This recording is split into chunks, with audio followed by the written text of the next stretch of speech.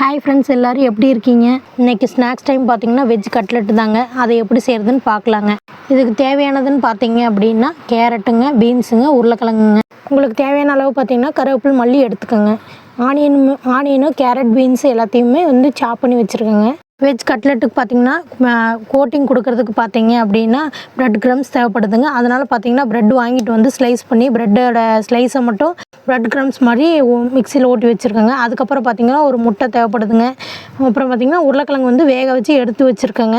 அடுப்பில் கடாய் வச்சு எண்ணெய் கொஞ்சம் ஊற்றிக்கிங்க. ஊற்றினதுக்கப்புறம் பார்த்திங்கன்னா சாப் பண்ண ஆனியன், கருவேப்பிலை எல்லாம் போட்டு வணக்கிக்கலாங்க. அது வணக்கினே பார்த்தீங்க அப்படின்னா வெங்காயம் வணங்கினதுக்கப்புறம் சாப் பண்ணி வச்ச கேரட், பீன்ஸையும் போட்டு வணக்கிக்கலாங்க. நம்ம வீட்டு முறையிலே கறி மசாலா ரெடி பண்ணி கொடுத்துட்ருக்கோங்க. மற்ற மசாலும் ரெடி பண்ணி கொடுத்துட்ருக்கோம். அதில் பார்த்திங்கன்னா ஒரு டீஸ்பூன் பார்த்திங்கன்னா கறி மசாலா தூள் போட்டுக்கலாங்க. உங்களுக்கு ஸ்பைஸியாக வேணும் அப்படின்னா ஒரு டீஸ்பூனோ இல்லை 1/2 டீஸ்பூனோ மிளகாய் தூள் போட்டுக்கோங்க. பீன்ஸ் எல்லாம் வணங்கினதுக்கப்புறம் அது கொஞ்சம் ஆற வச்சிடலாங்க. அதை ஆற வச்சதுக்கப்புறம் மசிச்சு வச்ச உருளைக்கிழங்கை எடுத்துக்கலாங்க.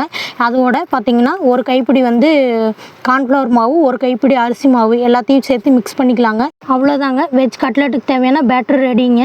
இதை பார்த்திங்கன்னா வீட்டில் எத்தனை பேர் இருக்காங்களோ அவங்களுக்கு தேவையான அளவு சின்ன சின்ன உருண்டையாக உருட்டி வச்சுக்கலாங்க. அதை பார்த்திங்கன்னா வடை சைஸாக தட்டி வச்சுக்கலாங்க. அப்போனா தான் உங்களுக்கு கட்லெட் மாதிரி தெரியுங்க. இதில் பார்த்திங்க அப்படின்னா முட்டையும் உப்பும் போட்டு ஆல்ரெடி ஒரு முட்டையும் உப்பும் போட்டு மிக்ஸ் பண்ணி வச்சுருக்கேங்க. மிக்ஸ் பண்ணதில் பார்த்திங்கன்னா கட்லெட் பேட்டரை ஒரு டிப் பண்ணி எடுத்துகிட்டு ப்ரெட் க்ரம்ஸ்லேயும் ஒரு கோட்டிங் பண்ணி எடுத்துக்கலாங்க. அதையும் ஒரு பிளேட்டில் எடுத்து வச்சுக்கலாங்க.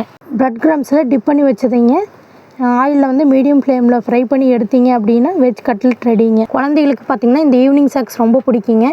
கடையில் போய் தேவையில்லாதெல்லாம் வாங்கி கொடுக்குறத விட வீட்டில் நம்ம ஒரு 1/2 hour செலவு பண்ணோம்னா இந்த மாதிரி ஹெல்த்தியான ஸ்நாக்ஸை நம்ம வீட்டிலேயே ப்ரிப்பேர் பண்ணி கொடுத்துடலாங்க. இதே மாதிரி ஹெல்த்தியாக இருக்கணுங்கிறதுக்காக ஹோம்மேட் மசாலா ப்ரிப்பேர் பண்ணி கொடுத்துட்ருக்குறேங்க.